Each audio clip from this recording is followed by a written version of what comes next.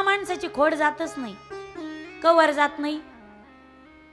असं जितेची खोड कशी जात नाही ऐका एकदा. काय झालं,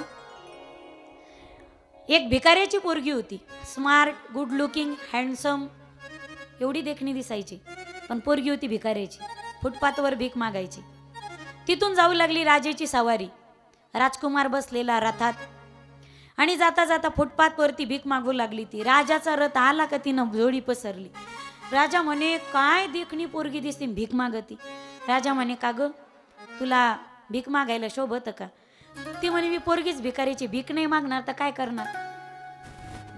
राजा म्हणे तू दिसायला एवढी सुंदर आहे, तू तर राजाच्या महालात पाहिजे, एखाद्या तू राजाची राणी पाहिजे, माझ्यासोबत लग्न करशील का?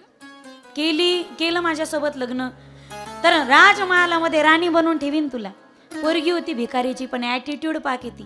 ती पोरगी म्हणे तुला मला मागणी घालायची आणि प्रपोज करायची हिम्मतच कस काय झाली. राजा म्हणा बाप रे, मिरची दिसते म्हणे कोल्हापुरी. ती म्हणे हरकत नाही, पण माझ्या वडिलांकडे जा आणि मागणी घाला. बापाकडे गेला तो. आता काय करो, दिल गया गदी पी तो परी क्या चीज आहे, आडला हरिंग गाढवाची पायदरी. तो गेला तिच्या बापाकडे. तिचा बाप कोण भिकाऱ्याकडे कोण गेला, कशाला गेला? जयचेत राहिले, निट्ट वागणे, पुड्या नाही खाणे, हा गावात भाना भाना नाही हिंडणे, नाही तर मग तसेच मुंजे राहणे. राजाला बी भिकाऱ्याच्या दारात जावं लागतं. आता तर डेंजर आहे पहा तुम्ही.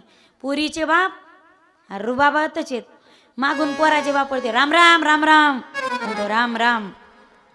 यंदा तुम्हाला आणखीन 2 वर्ष करायचंच नाही पोरीचं लग्न. कमी समजू नका तुम्ही. आमच्याकडे लग्न मोडायला आलतं, उद्या लग्न आलं आणि रात्रीतून बाप म्हणे पैसेच नाहीत अन्नदान करायला. रात्रीतून आला पोरीचा बाप म्हणे 2 लाख घ्या गपचूप अंधारातून उद्या पंगत घाला. पण लग्न मोडू नका. तो भिकाऱ्याकडे गेला, म्हणे काका तुमची मुलगी मला आवडली, माझ्यासोबत विवाह लावताल का तिचा? तो म्हणे हरकत नाही राहू, पण मुलीला विचारावं लागेल. तो म्हणे तिनं तुमच्याकडे पाठवलं, तिनं होकार दिला असता, तिकडून पळून नेली असती ना, तिकडून रजिस्टर मॅरेज करून आला असतो. तुझ्या जवळ यायची काय गरज होती का? त्या भिकाऱ्याचं अंतकरण फुगलं, कॉलर टाईट झाली. मळका शर्ट होता, कॉलर टाईट झाली, छाती फुगली त्या भिकाऱ्याची. त्याचीच काय, अरे कोणीही बापाची किमान एकच इच्छा असते, उभ्या आयुष्यामध्ये माझ्या मुलीने सगळे निर्णय स्वतः घ्यावेत, पण निदान लग्नाच्या वेळी तरी माझ्या पुरीनं मला डावलू नाही. लग्नाच्या वेळी माझ्या पुरीनं मला डावलू नाही. चांगला जावई भेटावा, पोरगी चांगली शिकावी म्हणून इंग्लिश मिडियमला घालतो तो बाप. त्याला वाटतं की मला ग्रॅज्युएशन झालेला, ग्रॅज्युएट, एखादा क्लास 1 क्लास 2, एखादा शिक्षक मास्तर डॉक्टर तरी भेटावा. तो लाख लाख रुपये वर्षाला खर्च करतो का? तू 10वी नापास सोबत पळून जावी याच्यासाठी? कुठंतरी वाटू द्या ग मनाला, जानाची नाही तर मनाची. लग्न झालं, सुंदर सोहळे पार पडले. आणि काय झालं, हिला पुरणपोळीचं ताट भरून यायचं जेवायचं. हेलाच कर, तिला गिळतच नसायचं.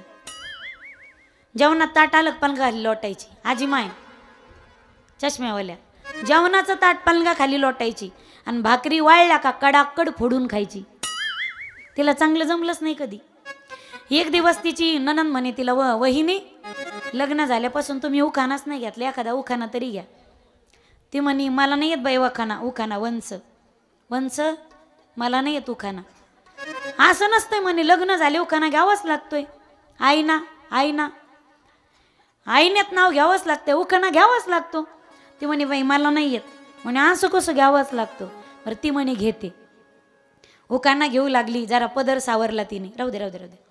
पदर सावरला आणि खाली पाहून थोडीशी लाजली जरा. माता भगिनी नाव घेताना लाजतात ना, बरोबर आहे ना? बरोबर आहे. मला दररोजच घ्यावं लागत ना, म्हणजे मी बिनलाजी का? ती थोडीशी लाजली, खाली पाहू लागली आणि ती उखाणा घेऊ लागली. गरम गरम दूध त्यावर मऊ मऊ साय, गरम गरम दूध त्यावर मऊ मऊ साय, सार्वभौम राजाची बायको नाव घेते, भाकर वाढ ग माय. हिचे हिंडणे राहीन मूळ स्वभाव जाईना हिचे हिंडणे राहीन मूळ स्वभाव जाईना हिचे हिंडणे राहीना हिचे हिंडणे राहीना हिचे हिंडणे राहीना हिचे हिंडणे राहीना हिचे हिंडणे राहीन मूळ स्वभाव जाईना हिचे हिंडणे राहीन मूळ स्वभाव जाईना हो आधी होती दासी आधी होती दासी पटराणी केले तिसी पटराणी केले तिचे हिचे हिंडणे राहीन मूळ स्वभाव जाईना तिचे हिंडणे राहीन मूळ स्वभाव जाईना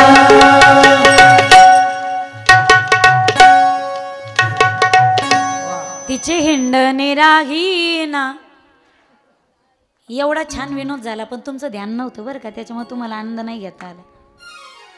तुमचं होतं मागच्याचं, मागच्याचं नव्हतं ना. म्हणजे माणसाची खोड कशाने जात.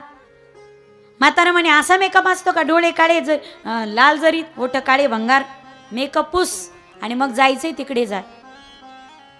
लोक हसतील तुला. म्हातारी म्हणे हसतील, त्याचे दात दिसतील. माहिती नाही तुम्ही ना, तुम्हाला नंदाला पोरगा झालाय, मी तिकडं चालले.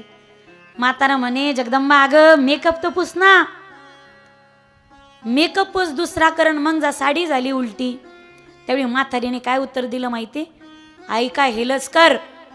हॅलो, मागच्या मागच्या पुढच्या हुशारच येतं, पाठीमागच्या पाठीमागच्या माईकडे पहा. म्हातारी म्हणे म्हातार देव, जर मेकअप पुसायला आणि दुसरा करायला आणि साडी सोयीची करायला जर या म्हातारीचा प्राणच भुसकून निघून गेला तर यशोदेचा लाला पायचा राहून जाईल. हो, जब तक है जिंदगी फुर्सत न मिलेगी काम से, जब तक है जिंदगी फुर्सत न मिलेगी काम से, अरे कुछ तो समय ऐसा निकालो कि प्रेम करो मेरे शाम से. वेडा झाल्याशिवाय भक्तीचा आनंद कधी घेता येत नाही बरं का. वेडा झालो, वेडा झालो, वेडा झालो. भक्तीत वेडी बनून पेढे खायचे. एक लक्षात घ्या, एक लक्षात घ्या. इतिहासाने मी वेड्यांचाच बनतो, शहाण्याचा इतिहास निर्माण होत नाही. शहाणे इतिहास वाचतात, शहाणे इतिहास वाचतात, शहाण्यांचा इतिहास कधी निर्माण होत नाही. कोणी म्हणलं ना ते 4 12 हरवले, रुपये हरव, काय बजेट येतो. वेड झाल्याशिवाय परमार्थाचा आनंद कधी घेताच येत नाही. बा इथं काय झालं, पूज्यपाद मोरारी बापू राष्ट्रीय रामकथा प्रवक्ता, मोरारी बापूंची कथा चालू होती, रामकथा. आणि एकाने काय केलं, दुसऱ्या दिवशी त्यांना स्टेजवर प्रश्न पाठवला, बापू आप पागल, आप पागल, आपके चेले पागल, आपके श्रोते पागल, आप सभी जन पागल, पागल ही पागल. एक वाक्य लक्षात घ्या, सगळ्यांकडून टाळ्याची अपेक्षा करू नका.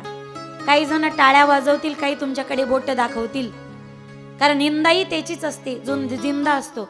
जब तक आदमी जिंदा है तब तक उसकी निंदा है, मुर्दों की कभी निंदा नहीं होती. बापूंनी काय उत्तर दिलं, हा वाजवा वाजवा मोकळे.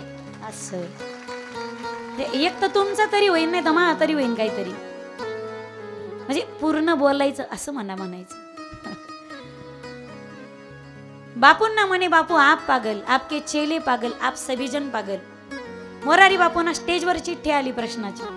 बापूंनी काय उत्तर दिलं माहितीये त्यांना, काय उत्तर दिलं ऐका जांभड्या. बापूंनी काय उत्तर, इतकं गोड उत्तर दिलं, ऐका कानात उतरून घ्या.